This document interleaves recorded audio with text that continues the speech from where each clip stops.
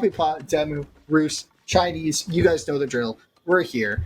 EGC Fall, we're here. This is the second series of the main event. This is day one, kind of the main event. Looking forward to many weekends of fun, excitement, quality games, quality content, many different casters. The lovely Vodka is our observer. We have Cow doing production behind the scenes. So give everybody a round of applause. Yeah, that was Vodka giving us a little shake. He was doing a wiggle there. There's That Cow feels like making Cow. his announcements. Yeah. Yeah, no, the wiggle was definitely Vodka, and the spaghetti, spaghetti. It's called confetti. The confetti was Cow. Okay, deadly combination between the two. I'm sure they can make a pretty good pasta together. My goodness. But what else can make good pasta? As someone who's The been living in a Rus. I was gonna say living in a Slavic country for a while. Rus. Honestly, I have had my best pasta in every Slavic country so far. Puppypaw and the Rus. Okay, guys, can we just take a moment to appreciate that China didn't get banned? DeMu, getting a big civilization out like this, pretty scary. However, if I'm Puppypaw, I'm still happy on the Rus. I know that a lot of people pick China into Rus as well, as they feel like this is a pretty decent answer to them. But I don't know about recently. However, though, Puppypaw, he didn't open with 2 hunting cabins, did he? Is that only one? No, yeah, it's only one. I Oh. mean, you generally, I tend not to build two most of my games as Roos. I feel like Roos is, I can't think of a single time where Roos was ever like a bad civ to play in most matchups. Like, I feel like there's some which are slightly worse, but I feel like Roos is just so solid. Their economy is just incredible. Their units are great. They have tons of options. They feel really flexible. I feel like they're a great way to start a series as well. Like, if you're just thinking about your mental, just trying to get into the flow of playing competitive AoE4, just being able to play a civ that just you're very comfortable on, because Puppy's been playing Roos for, I mean, everyone's been playing Roos for the whole time, right? So it's just exciting to see, and maybe he's just trying to ease into the series a bit here, even not even afraid of the Chinese DeMu. Demu's Chinese. Demu's definitely a China enjoyer. I don't think a lot of players allow you to play it in these series anyway. But what's interesting to me here as well is Puppypaw is only aging up with 3. So I think a lot of people in chat may have also asked like 1 hunting cabin. Because yes, Winston, you might go for 1 hunting cabin. But the rest of us, we've been sold the idea that 2 is superior. Especially when you're going as a greedy goose all the way to your professional scouting. But I think with Roos not being allowed to do that all for free these days, it's definitely something that you need to consider. Hey, I should be investing the wood elsewhere. I might not be able to overinvest like this and need to make units in actual fact, which is pretty crazy. Roos having to make units before Castle Age? Oh, what a scam. Scammed. We gotta fix that. We gotta fix that. We gotta fix that. Please don't fix that, Winston. I'm just joking. I'm just kidding. So now DeMu, though, you can see he's chopping wood like there's no tomorrow. This man knows I'm gonna need to make units to shut down any type of professional scouting that might happen. And we get a little bit of a throwback to before deer pushing got nerfed. Puppypaw realizes I'm just gonna push these deer no matter what. They might jump only 2 little hops, but 2 is better than none. As they slowly Yeah, it make gets their a way little towards the closer. base. Yeah. It makes the prop scout, because scouts are so slow walking as well with the deer. So if you're gonna get prop scouts, might as well start now. You know. Makes sense. But he's got 5. He's got 5 scouts on the map now. DeMu going for his own scouts, and we've seen China. They also like pro scouting, so that's exactly what he's going to be doing. But the nice thing about making a stable is the fact that you can actually make horsemen as well. That does allow you to shut down if your opponent is doing something similar, while you get to pro scout in peace. Yeah, and even opening up with one of those horsemen already, just trying to pressure the map a little bit, get a little bit of nuance, a little bit of not nuance, a little bit of like nuisancing.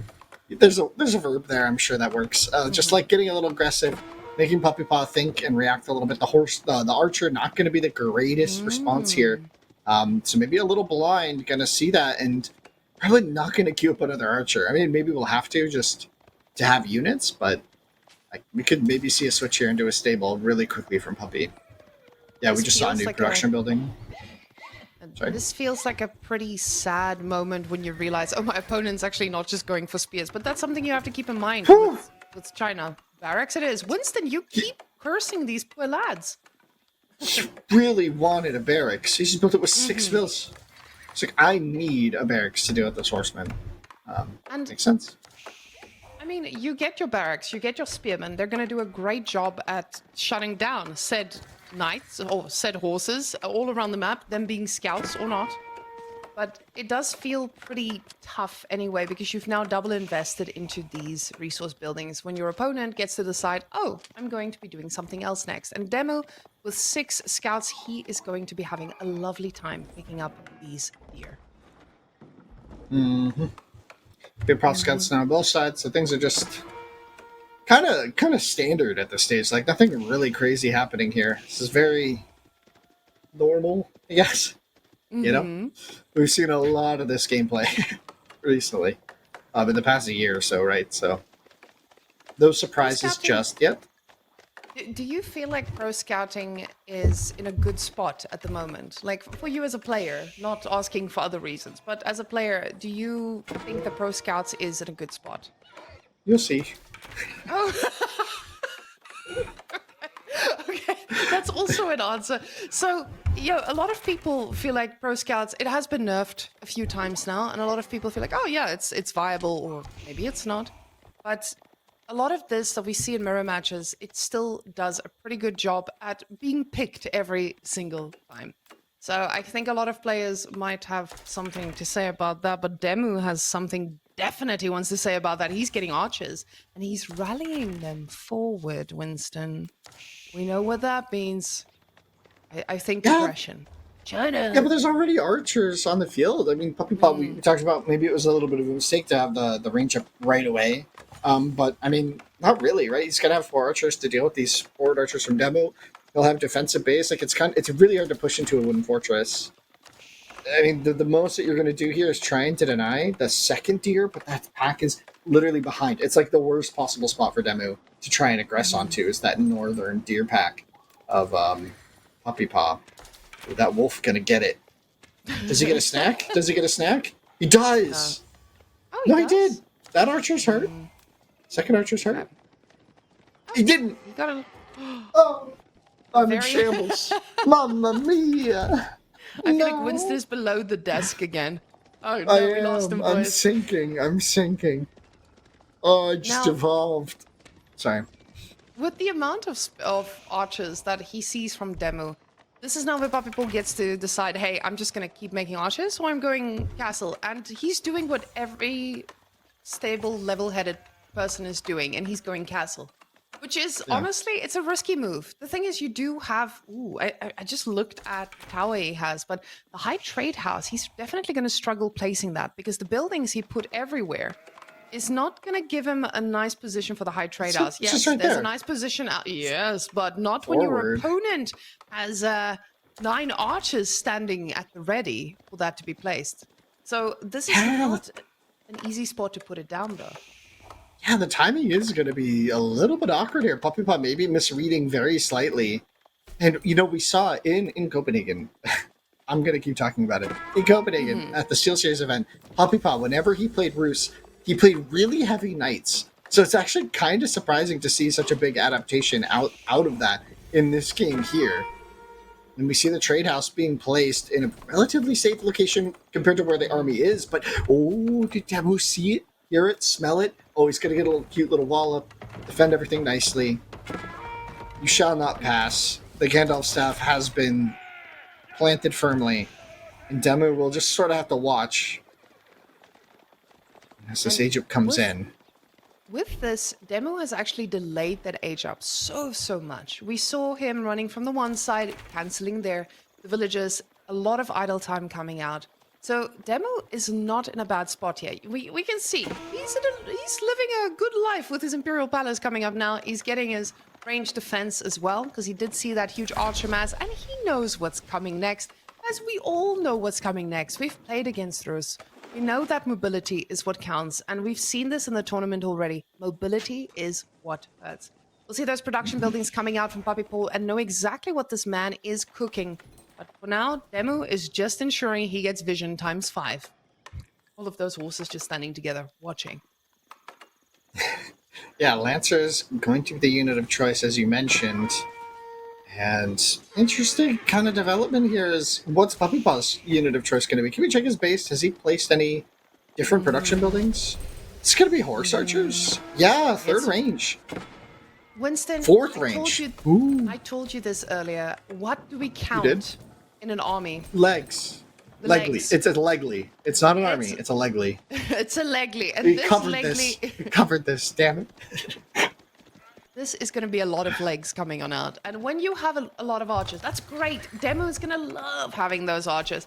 But archers are squishy. They die easily. And those horse archers, they get to poke you wherever they please. So it is going to be a tough spot, though, because there are a few lancers in that mix, too. So Puppypaw needs to be careful not to overcommit here in the horse archer department. Those boys are not made for frontal fights. They are made for raiding. And the real question is China going to allow him to be a raider? Because he has a lot of resources in the bank here. What is DeMu cooking?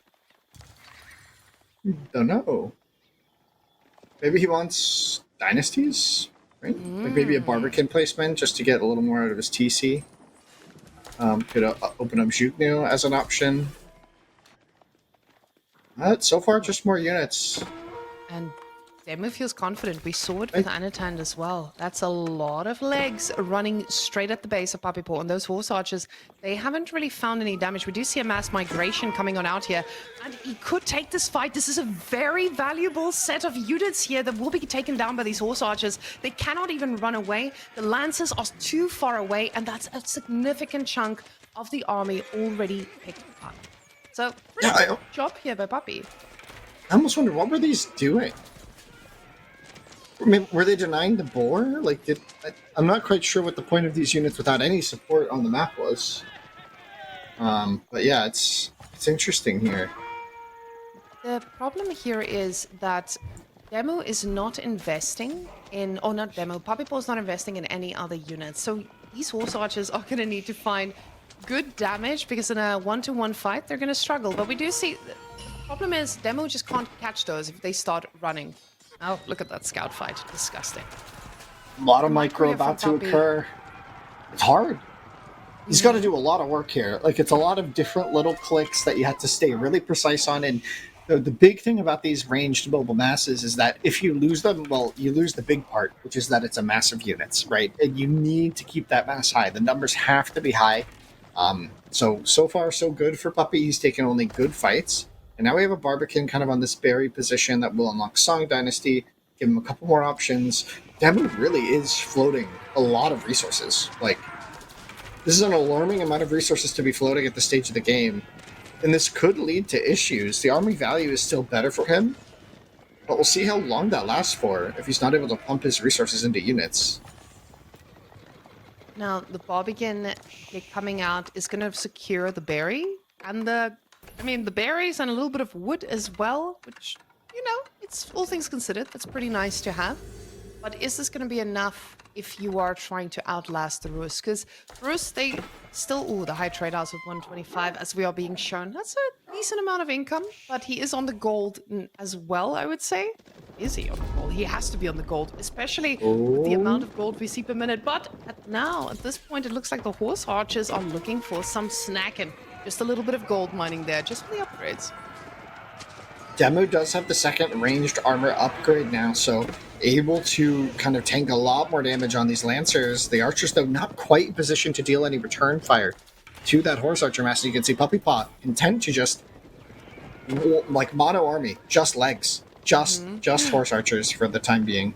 He does have a couple warrior monks, which could help boost them, but right now they're busy on the map, grabbing those relics, getting those sacred sites. They could always come to a critical fight, having one to just poke the enemy lancer and get a sudden burst of damage on all your horse archers could be a big critical move for Puppypaw in a meaningful fight. But we'll see if that comes to fruition as the clock tower comes in. So we're going to Yuan Dynasty, shockingly.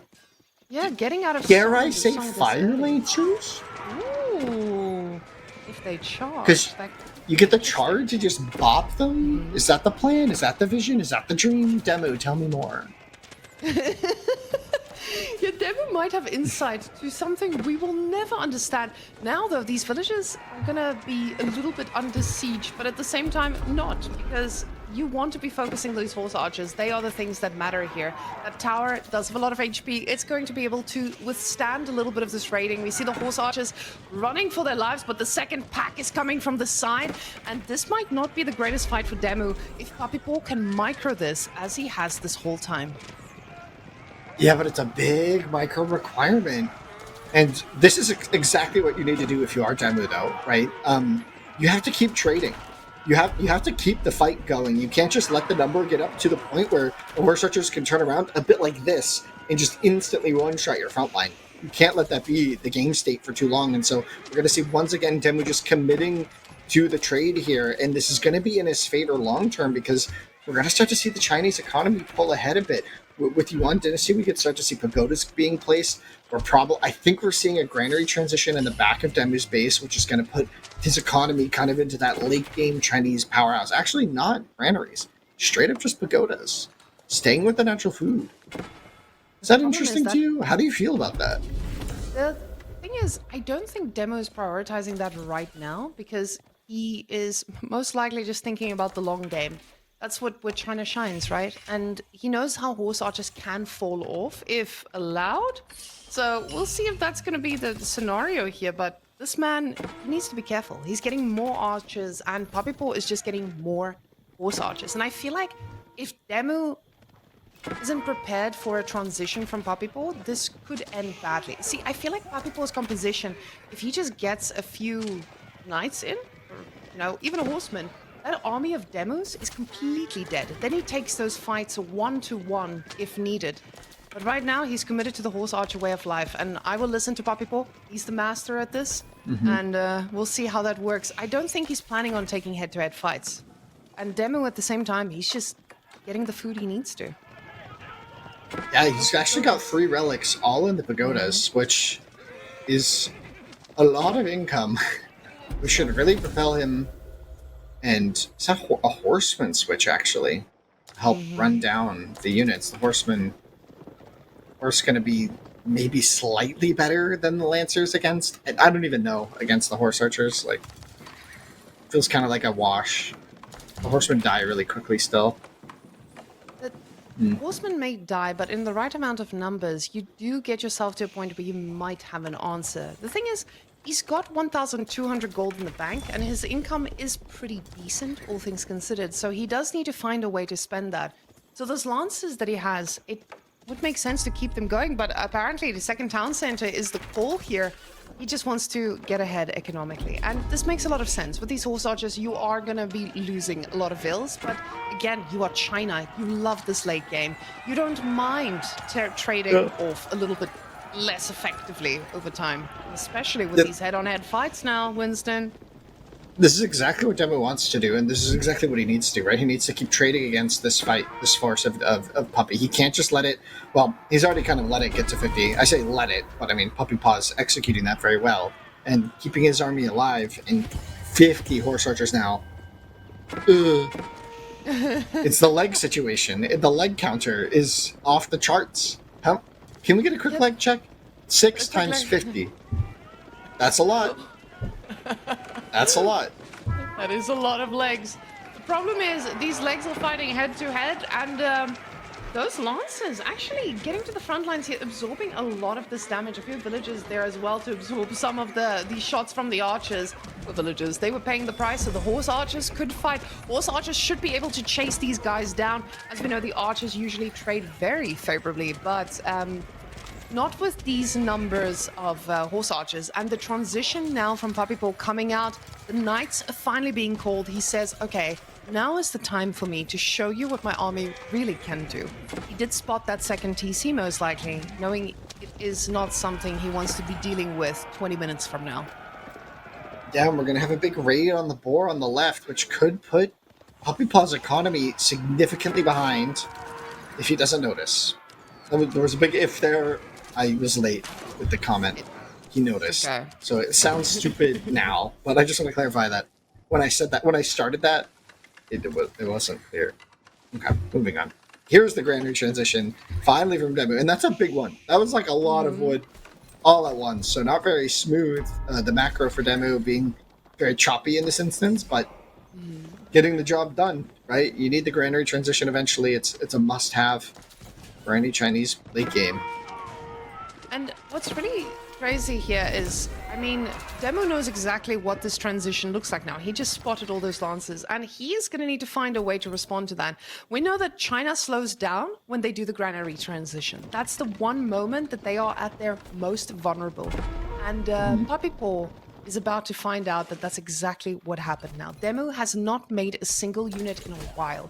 This man is hungry. His villagers are starved. He needs to find an answer to this right now. Crossbow's now being chosen. He saw those lances or knights. He knows what he needs to do. So we'll see if he can actually survive for a while longer. Okay, we're about to have a fight, so not right now, but I'm curious as to how many farms Puppypaw actually has himself. The number, I think, is quite low, but the newly minted farms are going to immediately be disrupted here. The villagers running to the barbican for safety. The horse archer mass is here. DeMu's army is nowhere to be found. The nested bees that keep emergency drop in the back, but the horse archers are there. This is going to be so many villagers going down for this DeMu. He has a villager lead to sacrifice, but you can see on the top, going to quickly swing now in favor of Puppypaw. This was a devastating maneuver from Puppypaw. The villager count for DeMu dropping, dwindling, and down it goes. Huge lead now for Puppypaw in this game. The situation just got way better for him. DeMu completely caught off guard by that attack. Winston, I'm not no pro player, but I'm gonna go ahead and say that didn't feel worth it. That keep though, the keep's up now. The problem with keeps, guys, they don't do too well when you attack from the other side, and those farms are very susceptible to a good raid. What? So. Oh, sweet. He does have that second TC. Oh, and as that villager pops out, he misfires. He tries to go in a little bit deeper, so the nest of bees cannot do the damage he wants, but the horse archers are now the front lines even. A handful of knights doing the work, archers barely tickling, and the horse archers are just cleaning up everything. Perfect micro here from Puppypaw. He pulls back in and out exactly at the right time. And DeMu might have learned a lesson on investments in this game. Yeah, it was maybe even placement. Like, did the granaries have to go there? I almost wonder. Maybe they could have gone further in the back. I don't know. It's tricky. The game is hard. And now the granaries, once again, like you mentioned, this is not where the keep's at. And wow, this is looking rough now for DeMu, who it felt like he had everything under control until he didn't. Wonder if maybe a few palisade walls even could have saved him here, right? Because, I mean, horse archers are really slow at getting through palisades. But there's a lot on your mind. Exactly. And that's what I think Puppypaw is doing perfectly. DeMu is a very tactical, very methodical player. This man does things with intent at all times. Puppypaw is the kind of guy who's going to force you to make mistakes. So top players like DeMu won't just get to put down a keep there without being punished. And I think this is also where a lot of people ask, like, oh, what am I supposed to do against the keep? Just look what Puppypaw is doing. Just run around it. Do not fight into the keep, and you will get out of gold yourself. Now, the villagers going down, the last of DeMu's army going down as well. And he's just watching these guys die one by one, leave no one alive before the surrender. He's making Puppypaw destroy everything. Work for it, baby. Yeah, and the reinforcements come in to try and take out the archer mass, and there's just nothing here. I say mass, but it's 7 archers on the field now. DeMu, ah man, he looks so good. For most of this game, it looked really solid. Just caught out the once, and it all sort of just falls apart almost instantly. He had the villager lead in the last 4 minutes since that attack has completely flipped. It used to be 80 for DeMu to like 40 or 50 for Puppy. And it just completely flipped as soon as that attack came in. That is crazy. That is crazy. DeMu is also holding on. Yeah? What are you choosing, Winston? I'm choosing not to say my favorite word in this context because I have 4 uses left. But that is a spicy game by Puppy.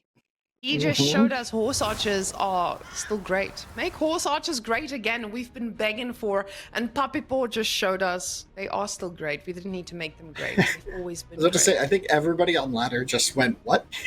Because, yeah, that's definitely a ladder style play that we just saw from Puppy, and showing why it's so dominant there, and even showing it in tournaments. And it's interesting, it's not always how Roos has played in tournaments, right? We've seen different metas evolve with them, especially on different maps. You can see heavy investment into Knight, Archer, and Feudal Age from them against certain matchups, but against Chinese, I think this makes a lot more sense, right? You don't need as many units right away, because you also know they are also investing in Pro Scouts, right?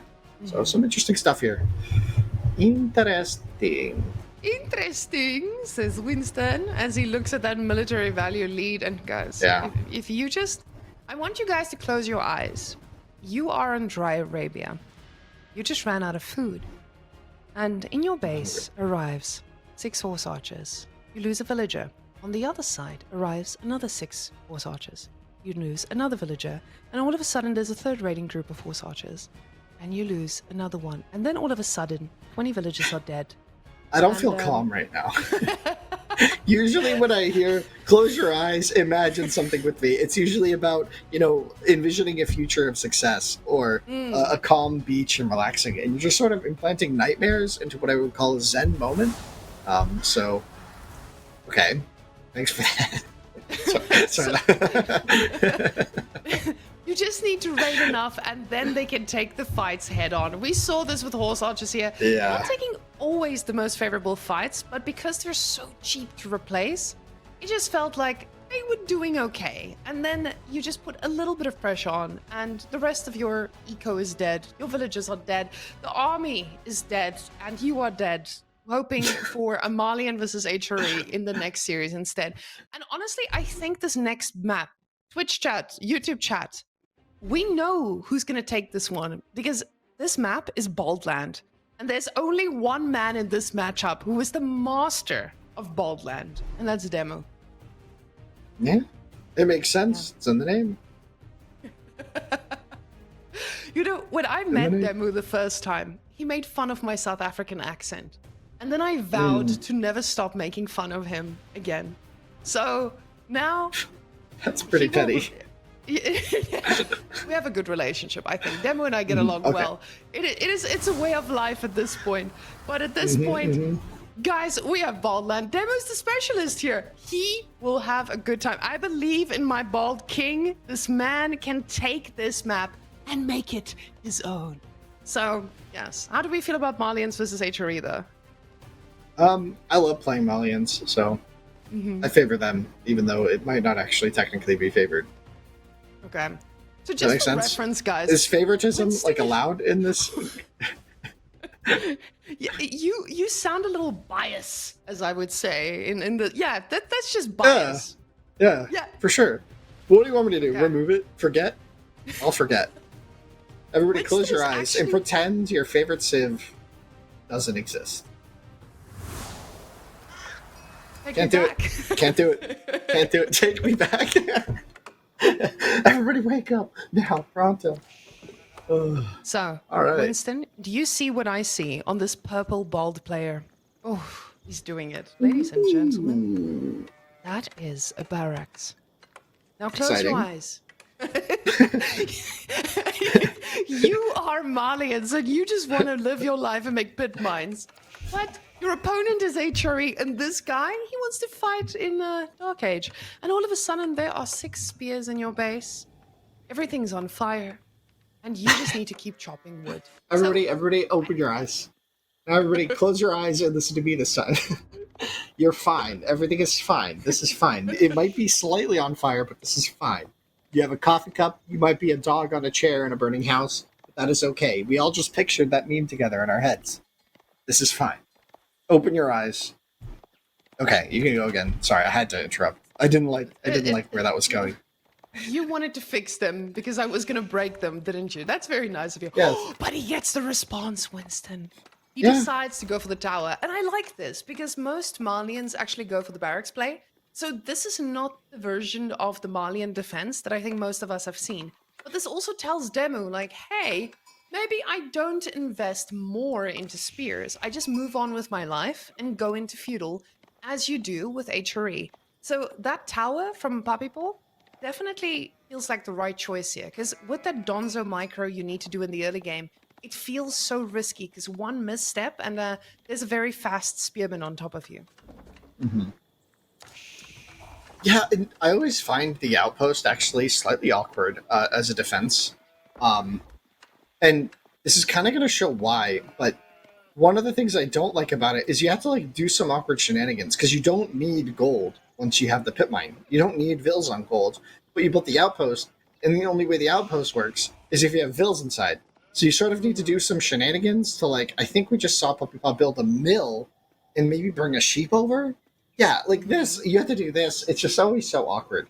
Um, yeah, this just always feels weird. But we're going to see a really slow age up here from Puppy now, right? So he's recognized I've made this big investment. I'm going to have my sheep here. So we're even getting Dark Age Wheelbarrow out of Puppy here, just saying, all right, if you're going to have a slow age up because it's barracks, I'm just going to play greedy myself and invest in my economy and just get a good start with this game, even though I've invested in this big outpost and had to build a mill kind of in a weird spot. Now, the thing about Malians is you don't really need your mill elsewhere. You just need your mill to be in a position where it can produce cows. And fun fact, that is anywhere on the map, except behind your opponent's TC. That would probably be suboptimal. But that mill, in the long run, it actually does a pretty good job in its existence. But unfortunately, ladies and gentlemen, we are going to get yet another spicy HRE game. DeMu going for the Mindwork Palace, and with 5 villagers at that. He knows he's delayed the age up. I mean, I don't know if he realizes by how much, but that Mindwork Palace is going to spell a lot of trouble. He does, however, age up with 5, and this means he's rushing the age up, but at the same time, he doesn't really get any instant value from the Mindwork, right? So he doesn't have an instant unit that can do anything about this. There's no direct answer for him with this. He doesn't have the gold for any upgrades. So rushing it up with 5, I just want to understand why. And Winston, if you have that knowledge, give it to me. If you don't, I'm sure everyone in Twitch chat will be typing it. I think Minework's just really good. I think Minework is slept on. Okay. Like big time. And I know that sounds funny because we've seen Anatan build it in the previous series, and now we're seeing DeMu build it in this series. I just think it's an amazing landmark. And I think Aachen, well, it's very solid and very good and very reliable. I think Minework gives you better units over the course of the game. And I think that's it's really hard to like underestimate. Oh, do I want stronger units for forever? Or do I want to, have a slightly better farm eco early game, right? Because you can sort of make up for that later with the Cistercian churches, abbeys tech that HRE has now, right? Where you can sort of make a bunch of mini Aakhens later. So it's not like you're really giving up anything in the late game, and you gain so much in the late game. So it's sort of like it's both an early game aggressive play, but it's also sort of like the long-term play. And we're even seeing the archer range. So maybe this is a play just to get fast archer upgrades in and maybe try and transition into knights because, Malians are going to play very defensive early game potentially, unless you see a stable and see some aggressive, warrior scouts or sofas on the field. Now, him spotting that Mindwork Palace, it does spell for aggressive play, right? So him going into a stable could be very risky. We do see him putting a production building down. I'd love to see what that is. Right next to the TC, Mr. Observer. Just scoot on over. We have an archery range ourselves. So this makes a lot of sense. If you do go for the stable, it requires you to make an even bigger investment into units that you're most likely Double not able range to handle. Ooh, and we know double HRE range archers. into Malians. I'm excited for it, Winston, though, because... Oh, and Siege... Oh, I was about to say Siege Engineering quickly cancelled, gets +1 ranged attack. Misclick. We've seen this with HRE. The speedy archers are pretty crazy. If you get enough of them, the javelin throwers don't matter. Yeah, the idea here being that with the attack upgrade coming in so fast, and it's well before Puppypaw's going to...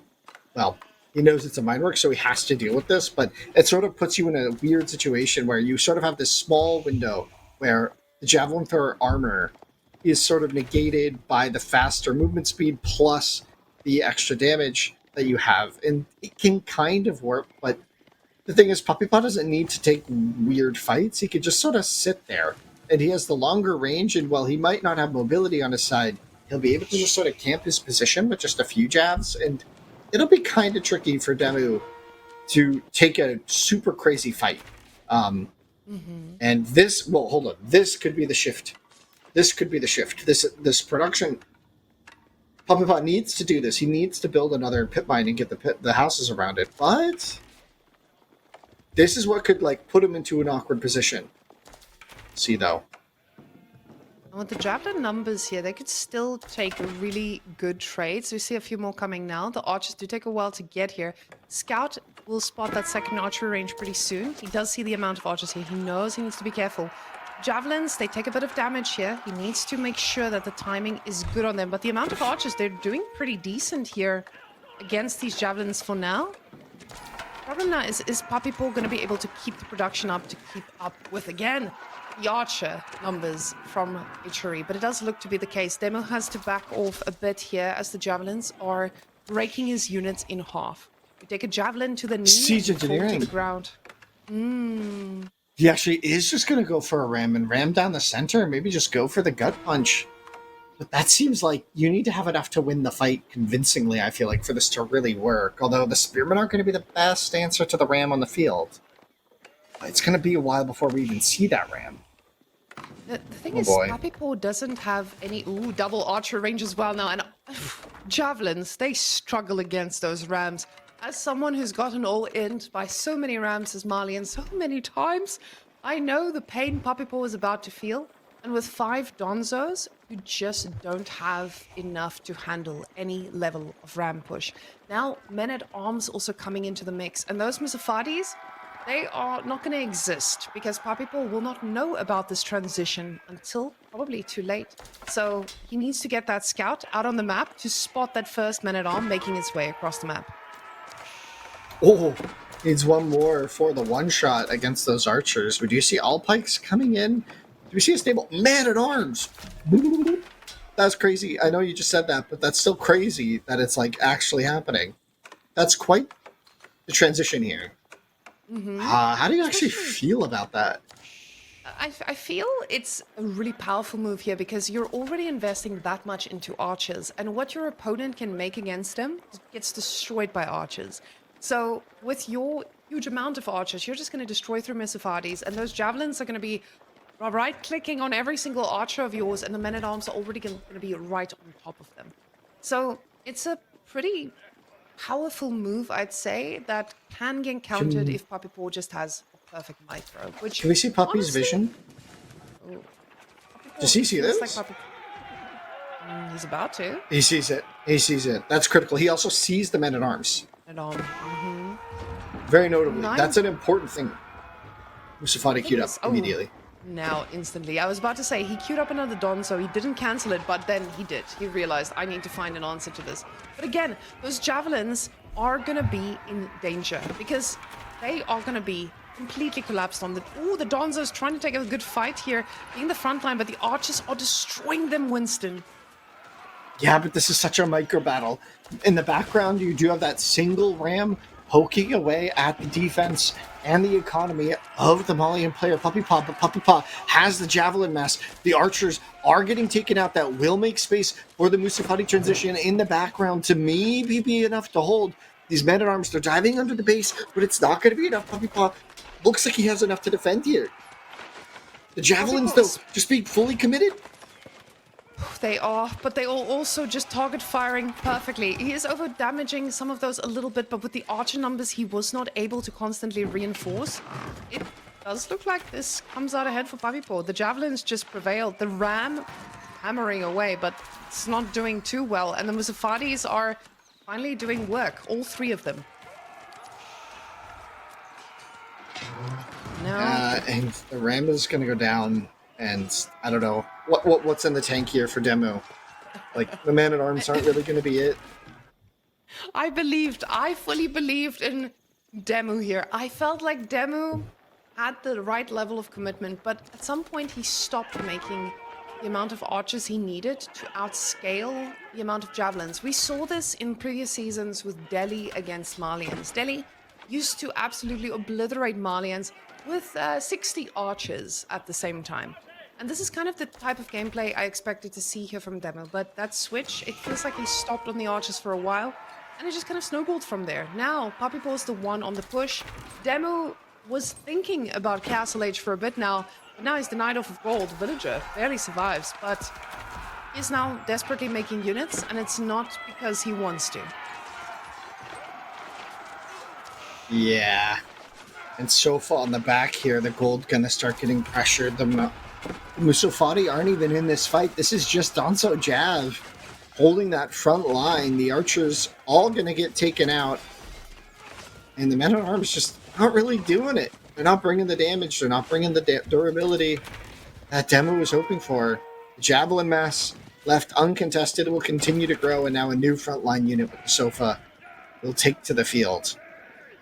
And Oh boy. Sofa's just ramp up this game even more because there's nothing that DeMu can make that can handle Sofa's right now. Let's go Knights, I think. Spearmen. Yeah.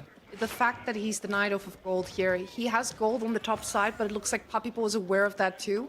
So he's already transitioning himself, putting it in a spot where he will easily be able to stop it if he decides to go for it. The thing is, DeMu is so desperate for wood, he doesn't even think about the gold right now. This is one of those awkward spots we get into where you're like, oh, I need to find damage or I need to find a play, and there's just no play to be found. Now the Horseman is hoping that this thing is the answer he was looking for. The Horseman gets a pretty solid hit there, but it's a solid hit, and he needs solid hits, multiple, to make this work. He takes down 3 of them, but the Sofa is in position. Javelin's doing some good work. 3 of them did go down, but it is just not enough. And now villagers are the next target. Disgusting, Winston. Disgusting. Yeah, incredible play from Puppy. You know, Magic was in chat earlier saying Puppy to go, and it's hard to dispute when he's playing this well, this clean. Just seems like everything DeMu has tried so far in this series has just been countered very cleanly. And yeah, that pressure attempt just didn't even look that threatening at any point for Puppy. This, I think everyone in chat maybe knows this feeling when you're getting dove by Malians with their 6,000 units, and you put your villagers in the base to just try and kill as many as you can, but everything is on fire. You are dead. Close your eyes. Close your eyes. Imagine a world. Once again, we have to make you imagine your HRE. Everything is on fire. You are dead. Your prelate is not enough. And the TC fire is the only thing keeping you alive. The Villagers Vilpul. now coming. The lads are ready to fight. Ladies and gentlemen, is Helga going to fight hard enough? No. Nein, das ist nicht genug. Und DeMu is tut ja. It looks like DeMu is trying everything to try and stay in this game. We see him now just getting the last bit of berries. Sofa's absolutely not caring about these horses. They're just going to keep taking on this fight. And yeah, the German was required because he was playing HRE, guys. HRE, yeah, Yes, there was a reason. I followed. Okay, Close your good, eyes. good. I'm just kidding. We're not going to do that anymore. That bit is over. We've overcooked that bit. But it's so funny to me right now that I want to live in it. The game is called DeMu taps out. And now we go into game number 3. Puppypaw looking dominant so far in this set. What are Demu's hopes here? What's his next draft? What are we even looking at for him to follow this up with? Now, what he needs to do is pull out most magical card in the universe. And we'll see if there is such a card available for the man. But Puppypaw is looking like he does not have a full-time job, as Magic corrected us in chat. Puppypaw recently taking up full-time employment, and he's still cooking, as we can see. Malians, not even a problem, he is. So now, DeMu, he needs to make something big happen. I just don't know what that big thing could be, because I feel like he already chose his comfort picks here. These are 2 of his strong civilizations, and I don't know if there's an answer he has to this, but again, he gets to pick the next map. So maybe he picks something where he does feel that confident on. And I did open their head-to-head earlier. Puppypaw is 8-2 against DeMu. They Puppypaw has a 73% win rate against DeMu in games, though. So DeMu is someone who can take a game off of Puppy, but current form Puppy looks pretty scary.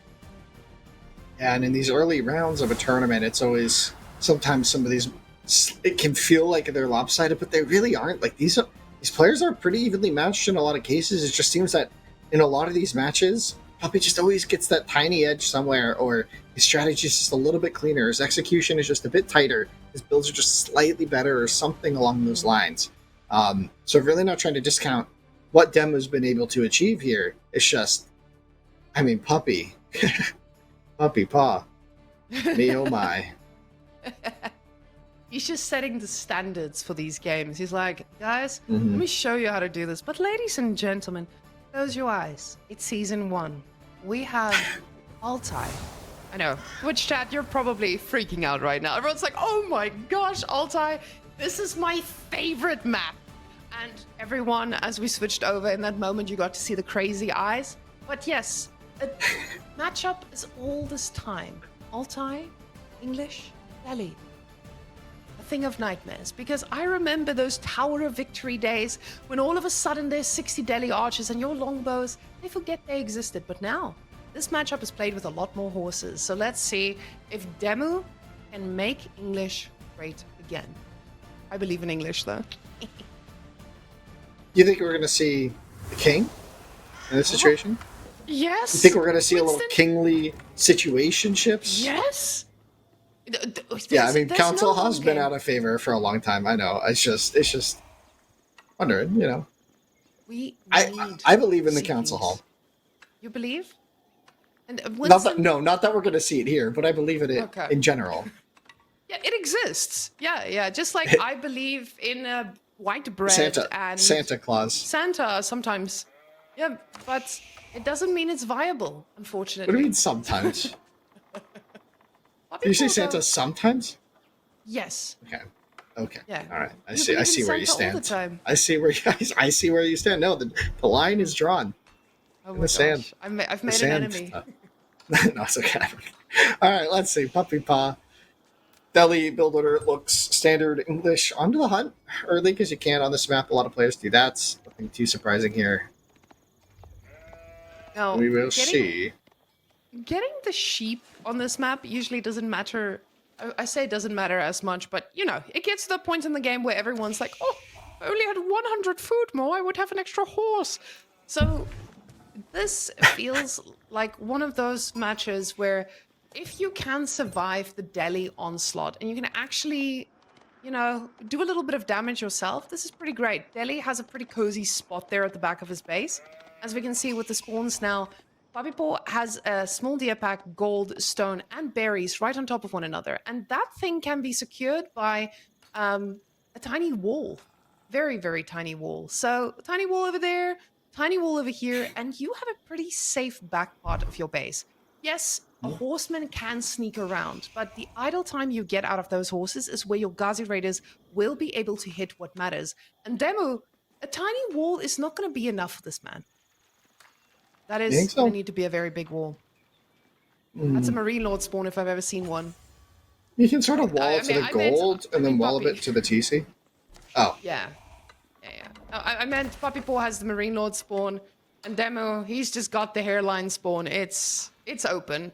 It's wide open. So, King coming on out. Nothing of a shock here. No Season 1 Tower of Victory from Delhi, but Dome of the Faith. No, it's respectable. Everyone plays it for a reason. do you think we'll see a Council Hall in Season 12? In Season 12, I don't know, Winston. Do you think we'll see a Council Hall in Season 12? You'll see. So just so you guys know, Winston has a lot of insights. That's why it's very, very important to ask him the right questions. So, Abbey of Kings now, coming on out. You want to be able to hit hard with that king, right? But where do you even hit as the English? I feel like in this position, if you move out the first time, it's fine. You're going to get your king back. But if you move out the second time, And unfortunately, there are 3 Ghazi Raiders on top of you because they do have the same movement speed as horsemen, I believe. They do have a chance of cornering that king and making his life a living hell, or just killing him. So this does feel like a pretty tough spot if DeMu does not actually slow Puppy down in the early game. Yeah, that's kind of the awkward thing about the king in this matchup, right? You hit the nail on the head. The Ghazi, if they get this around, the king is dead, right? Whereas against a lot of other horseman civs, it really isn't that much of an issue to get surrounded by the horseman. Usually you can kind of fight your way out with the king or something. But we'll see. I mean, it's free, right? So he's on the field and he's coming. So we'll see what the response is. We do see the Dome of Faith, obviously not the Tower of Victory. As some players call it the Tower of Defeat nowadays. The Tower of Victory, not always seen. And usually when you don't go Tower of Victory, you don't like to open up anything other than Ghazi. So yeah, Ghazi are the way it goes. I'm a genius. I called it all, as if this isn't completely 100% predictable. But, Something I usually like to do is I like to over-explain the game, especially for beginners. So in this case, for those of you who don't know, the Ghazi Raiders, they do a little bit of extra damage to armored units, in which of the king, he consists of armored unit. He does have a little bit of armor there, so they do an extra bit of damage to him. Now the stable does get spotted. King is out. He's going to smack that scout around a little bit, but the scout will be able to get away unless he paths really weirdly and runs into the TC for some reason. But now DeMu is going to be able to instantly queue up a horseman, and this is usually the playstyle that we see out of English against Delhi. English used to love playing against Delhi, but now these days you have to take those horseman trades and you have to trade them very well. The nice thing about this is you do get to retreat with your horsemen to the Abbey of Kings, heal them to full, and just keep taking those types of trades. Ghazi now is trying to find a way in, but double stable. That's spicy, Winston. It makes sense on Altai when you start on the hunt like this. You still have your sheep under your TC to use, so you have plenty of food to get through, but Ghazi get the surround of the villager, and a villager should be going down here. Oh, he's gonna get away. No, he doesn't. So the Ghazi might sack itself for that. No, he doesn't. He just gets away, and another villager is gonna go just barely. Sorry, I was clenching there pretty hard because that was a spicy moment. And another villager. What just happened to all of Demu's vills? Why did they keep walking this way? Why is this happening? No. This is disaster for Demu. Disaster. Mamma mia. Maybe say it again. It's a serious case of pressing garrison on your villagers and then pressing ungarrison, and then your villagers are like, oh yes, it's safe, I'm going back to the resource, and then they die. And that is the end of their villager's story. But now Demu is already in a pretty tough spot, as trying to match the daily numbers with 2 less villagers is going to be significantly harder. And he does have his upgrades though, so Demu does sit back, upgrade himself and go for more. But if he loses a lot of units, if Puppypaw even allows himself to take unfavorable fights, I don't know. This is a really tough game for Demu already. Yeah, just the moment the texts start coming in for Puppypaw, things are going to get really, really awkward. And the longbow switch is pretty hard for Demu in this case. So getting the spearman out is also a pretty good move here from Puppy. We're about to have Sanctity finished up, so these feudal age sacred site captures are going to start to be a threat, which means that Demu is going to be forced to play onto the map. Otherwise, he's going to immediately fall way, way, way, way, way behind. So we'll have to see how he's able to play this. The double stable is a big commitment. We'll be able to pump out a lot of units, but is it going to be enough? And he's already done his first farm transition, meaning he's not going to be looking elsewhere for food sources. He slowed himself down a little bit, which is something that's pretty standard for English because it just matters so much. But it also opens up that possibility of just using the horses to try and do damage on the side of Puppypaw when he inevitably does move out. But I say that inevitably is still a very far way away, as there is a lot of sheep, and I don't think the game might be going that long at this pace of Puppypaw's gameplay. But that is a pretty scary army that he's about to run into, and Demu could actually turn around and try to take that. No, one more Ghazi joined. Never mind. Spooky. Oh, we're just going to take out the Scholar, try and force it down, and maybe retreat after this. Oh, Demu going to have to run now, but he does have the healing. Like you said, taking a little bit of damage here and there isn't the end of the world for Demu, but it looks like the king might have outstayed his welcome on the map. These Ghazi could maybe try and get the surround on him. And if he loses the king, this is such an expensive unit to replace. But it looks like the king is going to be trying to get out. But at the same time, the horsemen that fell are so expensive. So DeMu, expensive. he has the farms, sure. But it's still limited income per minute. He has to be so careful with these. And they've already started to heal up. The Ghazis, though, they are pretty healthy as well. And now, all of a sudden, 8 spearmen in that mix. It's not going to go too well for DeMu with the next fight. Yeah, and we're going to have to see some sort of transition into a different unit. And now it looks like Puppypaw, with map control, has the Sacred Sites in the back, just chugging in that gold is going to mean that at any point, Castle Age is a threat. We could even see a market to buy more food, to spam more units. It feels like Puppypaw has the whole world open up to him. Notably, he hasn't built a blacksmith yet, so that is a slight failing in his strategy, but here we do see the spearmen in the front line able to take some big chunks of health away from DeMu's forces. The Ghazi get the surround, they get the raid. Oh boy, it's all happening. It's all happening too fast for DeMu this game. It started with the 2 villagers, and it's just been snowballing since there. Puppypaw, too aggressive, too potent, too strong, triple the military on the field, triple the army value on the field. It just looks like it's an uphill battle, to say the least, for DeMu at this stage. DeMu is farm transitioning behind this, and as he's farm transitioning, he's still not finding an answer to what Puppypaw has. He doesn't have an answer to those spears. He just keeps making more horsemen.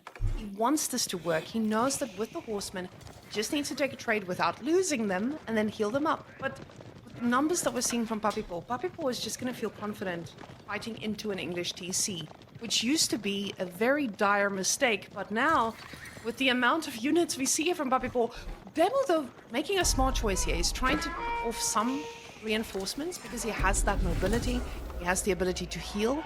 But again, that's a massive army of Ghazis, and they could be destructive. He gets a pretty good surround here, Winston. That's a lot of dead villagers. But I don't think this is going to be That's so many Ghazis. I mean, villagers. something I really do want to call out that Puppypaw still hasn't built a blacksmith. Like, this is a pretty big deal, I feel like, to not get your techs chugging through. It could lead to a weird situation.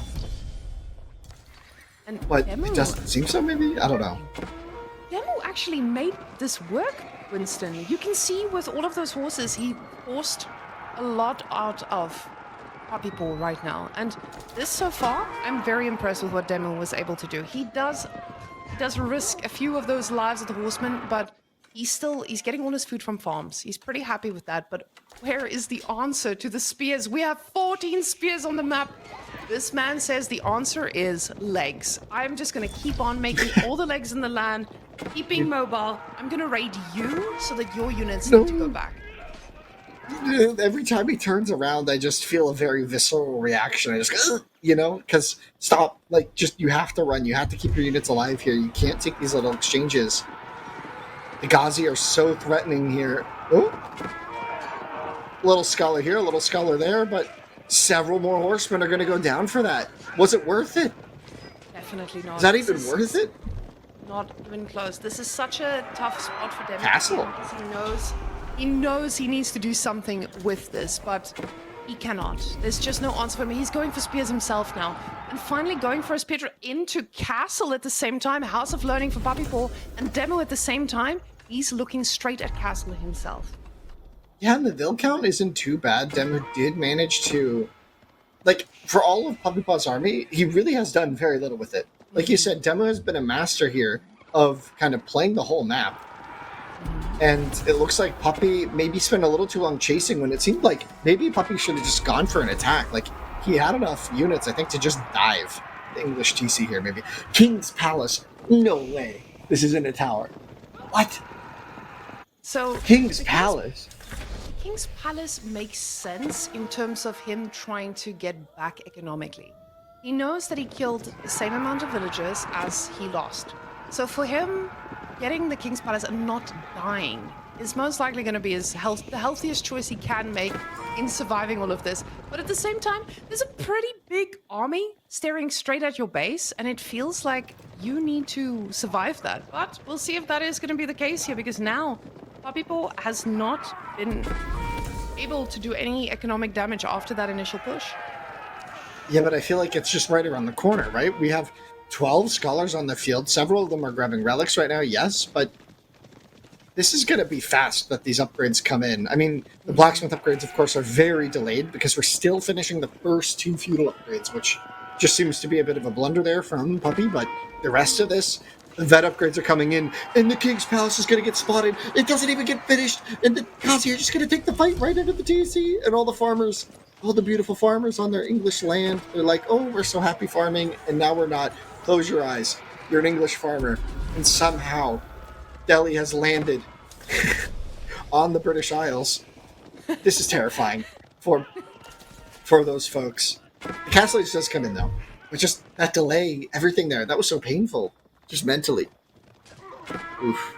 Just virtually delay the castle age, but keep in mind the Delhi upgrades is something that does take a while, so DeMu is going to have time to also get what he needs.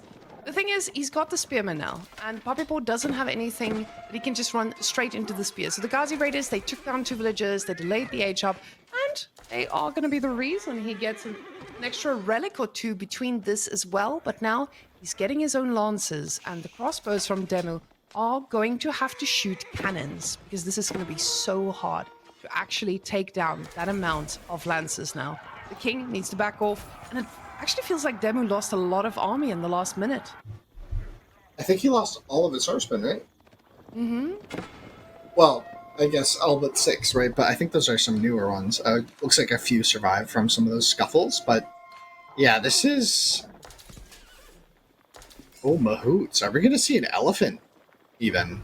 Prioritizing mahouts from the House of Learning over some of the other technologies is kind of interesting. That gives your elephants some move speed. There are economic techs there, but we're still just seeing men-at-arms and knights. Maybe just keeping the door open to a little, casual little war elephant, you think? Yeah, and a casual little war elephant doesn't have an answer on the English side. DeMu now trying to get back economically. As you can see, his villager count is a little bit higher now because he's on that 2nd TC. But, this is Delhi. They have a pretty significant army already, and they are probably going to do some damage with it right now. And even if they do fall ahead economically, they just need to land 1 or 2 good attacks, and they will equalize it pretty quickly and get keeps produce. The king! The king! And the kingdom falls. He's a little bit less relevant now. I mean, he's useful to have if you do have a big army that needs healing, but in a lot of these engagements, you can just walk back now because it's less raid dependent right now in this game state as the walls come in. Actually, there's a big raid coming on the right. Oh, that's a lot of lances. Those lances are not going to care about a little TC fire coming their way either, and it looks like Puppypaw is moving his whole army together. So I don't know if there's anything in the base that can actually handle any form of a military unit, and there's 5 of them coming, so this is not going to be something he can say nothing to. And the spearmen now, again, everything at the front here. The lances are about to land at the back. Let's see what they get. The raid. Just breaking in half quickly, Winston. Oof. And the big fight in the center. Will the spearmen be enough? It looks like just barely. The crossbow spear mass is going to force Puppy to retreat. Puppy respecting the army from DeMu here. And he has to retreat. Oh, he's just grouping his forces. Is he luring DeMu into his demise? He's now got his full infantry mass in the field. Could we see a turn here? Yep, and now DeMu on the run.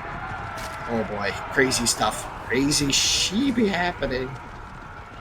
And we see with all those farms that were idle in the base, this is also something where the army is going to dwindle from Puppypaw, but his food has run out himself. So this is not going to be something he can easily replace. The fight is a bloodbath, but the crossbows, they need to stay alive. They're trying to focus fire those lances, but the lances are barely taking any damage. The handful of crossbowmen is not enough. The spearmen are all dead. They're all dead.